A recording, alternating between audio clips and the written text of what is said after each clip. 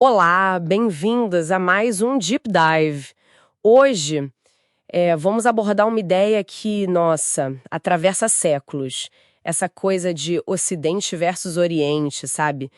Muitas vezes, a raiz disso tá lá nas guerras persas. Exato. E é um tema complexo, né? Muito. E o nosso foco hoje é um ponto de virada, assim, crucial. A Batalha Naval de Salamina, lá em 480 a.C. Um momento definidor, sem dúvida. E para guiar a gente, estamos usando um capítulo do livro Guerra no Mar, do professor André Leonardo Chevitarese. Ele não fala só da batalha, mas tipo do contexto todo, o legado. É uma ótima fonte. Ajuda a entender as nuances. Pois é. Então a nossa missão aqui é tentar desvendar um pouco, sabe, as diferenças entre esses mundos, persa e grego, a estratégia genial por trás da vitória grega e como Salamina ajudou a criar essa narrativa histórica que influencia a gente até hoje. Ok, vamos lá. Para começar, que mundos eram esses que bateram de frente? Olha, é fundamental entender essa diferença. De um lado você tinha o Império Persa, o Shaksha, assim, gigantesco, sabe? Multicultural, ia da Índia até o Mar Egeu. Uau! E funcionava assim, na base de tributos, alianças do grande rei com as elites locais. Era uma estrutura enorme e, de certa forma, até flexível ali dentro. E do outro lado? Os gregos, com a polis. Totalmente diferente, né? Exato, completamente. Eram unidades territoriais, assim, bem menores, autônomas, uma base agrícola, rural muito forte. E o que unia eles? Tipo, Atenas, Esparta. Eram os laços de comunidade, a honra da família e um ponto crucial, a ideia de liberdade, a eleuteria. Para um grego, olhar para o sistema persa, a relação do súdito com o rei, aquilo era visto como submissão, quase uma escravidão. Impensável para um cidadão grego livre. Exatamente. Impensável. E essa diferença de visão de mundo era a base de tudo. Interessante também o que o Chevitarese fala sobre as fronteiras. Quer dizer, os persas com fronteiras internas meio fluidas, mas os gregos tinham fronteiras mais mentais. Como assim? Para um grego, a fronteira não era só tipo um risco no mapa. Era uma barreira cultural, ideológica mesmo. Definia o nós, gregos, livres, civilizados, contra eles, os bárbaros, os persas, os submissos. Era uma fronteira muito forte na cabeça deles, sabe? Essencial para se definirem e se defenderem. Faz todo sentido. Esse choque cultural preparou o terreno para o confronto. Com certeza.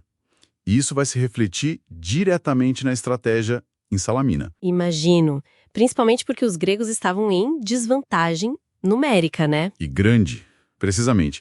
Isso que é fascinante em Salamina, como a estratégia superou a força bruta. Heródoto fala em uns 380 triremes gregas contra mais de 1.200 persas. É uma diferença brutal. Nossa! Mas aí entra Temístocles, o líder ateniense. Genial. Primeiro, a escolha do local, o Estreito de Salamina, um canal apertado. Isso impedia os persas de usar todos os navios ao mesmo tempo. De cara, neutralizou a vantagem numérica deles. Esperto. E teve aquela história do servo, Siquinos, né? Uma jogada de mestre, meio espionagem. Foi muito arriscado isso. Arriscadíssimo. Mandar os Siquinos dizer para o Xerxes, o rei persa, que os gregos estavam brigando entre si, planejando fugir de noite. E Xerxes caiu. Acreditou. E como ele queria uma vitória esmagadora, né, mandou a frota dele bloquear as saídas do estreito durante a noite toda. Resultado: as tripulações persas passaram a noite remando exaustas, enquanto os gregos descansavam. Que sacada! E na hora H, no combate, como os gregos viraram o jogo? Foi uma combinação de fatores assim, letal. Primeiro, gregos descansados contra persas exaustos. Segundo, o espaço apertado do estreito, uns 1.200 metros só. Pouco espaço para manobra. Exato. Impediu as manobras persas, causou uma confusão enorme na linha de frente deles. E aí vem a tática. Fontes como Ésquilo sugerem uma manobra-chave, talvez o Diéquiplos. O que seria isso? Basicamente imagina fileiras de trirremes gregas avançando rápido através das linhas inimigas, quebrando remos, danificando os cascos Nossa! e aí virando rápido para atacar por trás, onde eles estavam vulneráveis. Foi tipo furar a linha e espalhar o caos por dentro. No aperto do estreito, as esquadras persas não conseguiram se reorganizar.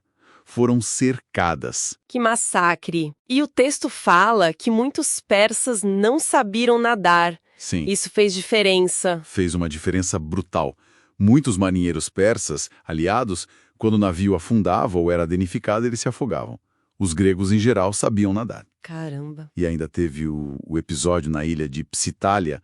Soldados persas que desembarcaram lá foram simplesmente massacrados pelos hoplitas atenienses. Foi uma vitória tática, mas também psicológica, sabe? Devastadora. Uau! Então, o resultado imediato, Xerxes recua, a invasão por terra perde força, mas o impacto foi muito além do militar, né? Aqui é onde fica realmente interessante. Sem dúvida. Se a gente conectar isso ao quadro maior, Salamina é uma virada cultural, especialmente para Atenas. A vitória reforçou demais aquela ideologia da liberdade grega contra a tirania, a barbárie persa. Essa narrativa ficou muito forte. Muito. E Atenas, que liderou a vitória, virou a grande potência naval. Daí surge o Império Marítimo Ateniense. E isso chegou a afetar até a arte. Você mencionou a cerâmica. Como assim? Sim, é um detalhe bem revelador que o Chevitarese aponta. Depois das guerras persas, você vê na cerâmica ática de Atenas uma diminuição clara de temas rurais e um foco crescente em temas urbanos, cívicos. Interessante. Reflete uma mudança de mentalidade, né? A cidade, a polis, vira o centro de tudo. Da vida, da política, da identidade ateniense vitaliosa, o espaço rural tradicional meio que perde o foco. Incrível como uma batalha naval pode ter um eco tão profundo, né? Então, resumindo, o que tudo isso significa, olhando para trás, significa que Salamina foi muito mais que uma vitória militar. Foi um evento que forjou narrativas. Autores como Heródoto, Ésquilo, eles contaram essa história de um jeito que solidificou essa dicotomia. Ocidente contra Oriente, liberdade contra despotismo. E isso, sabe, ecoou por séculos na forma como o Ocidente se enxergou. E mostrou também o poder da tática, né? Exato. Mostrou que inteligência tática, conhecimento do terreno, podem sim superar a força bruta. Uma lição em tanto. Brigava por esse mergulho, foi ótimo. Eu que agradeço. E fica talvez uma reflexão final, né?